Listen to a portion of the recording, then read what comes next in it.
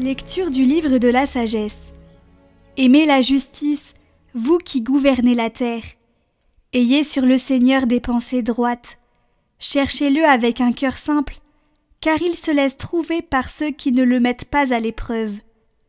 Il se manifeste à ceux qui ne refusent pas de croire en lui.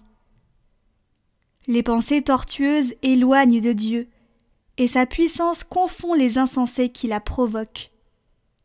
Car la sagesse ne peut entrer dans une âme qui veut le mal, ni habiter dans un corps asservi au péché. L'Esprit Saint, éducateur des hommes, fuit l'hypocrisie. Il se détourne des projets sans intelligence. Quand survient l'injustice, il la confond. La sagesse est un esprit ami des hommes, mais elle ne laissera pas le blasphémateur impuni pour ses paroles. Car Dieu scrute ses reins.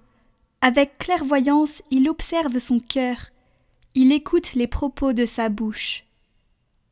L'Esprit du Seigneur remplit l'univers, lui qui tient ensemble tous les êtres, il entend toutes les voix.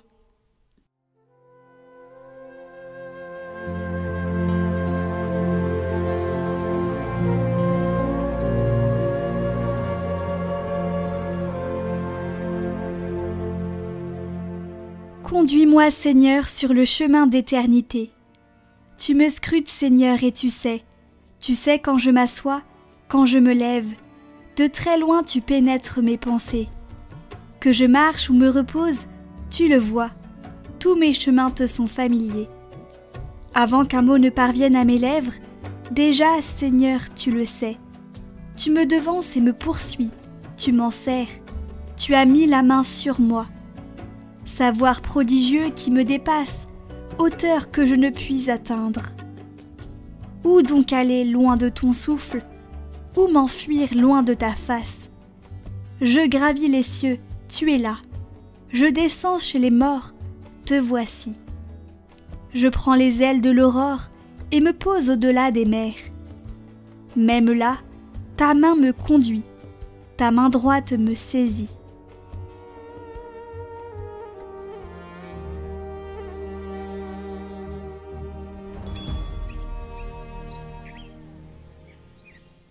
Évangile de Jésus-Christ selon saint Luc. En ce temps-là, Jésus disait à ses disciples : « Il est inévitable que surviennent des scandales, des occasions de chute. Mais malheureux celui par qui cela arrive.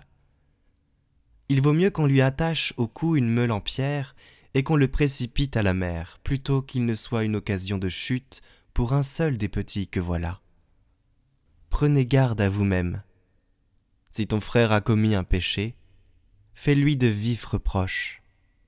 Et s'il se repent, pardonne-lui.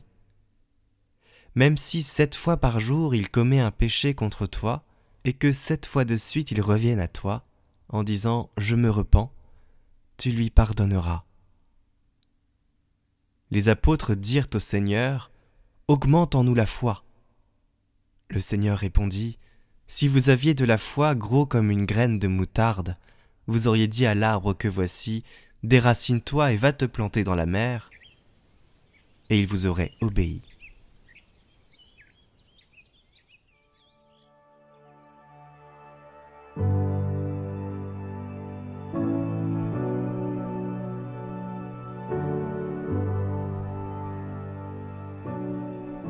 Si ton frère a commis une faute, pardonne-lui.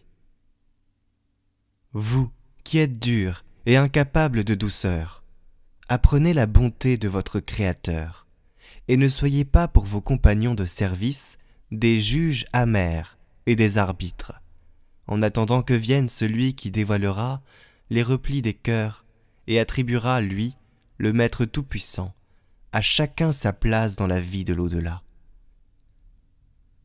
Ne portez pas de jugement sévère, afin de n'être pas jugés de même et transpercés par les paroles de votre propre bouche, comme par des dents acérées. Car c'est contre ce genre de délit que semble bien nous mettre en garde cette parole de l'Évangile. Ne jugez pas, et vous ne serez pas jugés. En disant cela, il ne bannit pas le discernement et la sagesse. Ce qu'il appelle justement, c'est une condamnation trop sévère. Allège donc autant qu'il est possible le poids de ta mesure, si tu veux que tes actes ne pèsent pas trop lourd sur le plateau, quand notre vie sera pesée, comme sur une balance au jugement de Dieu. Ne refuse pas de faire miséricorde, afin que tu ne sois pas exclu du pardon quand toi-même tu en auras besoin.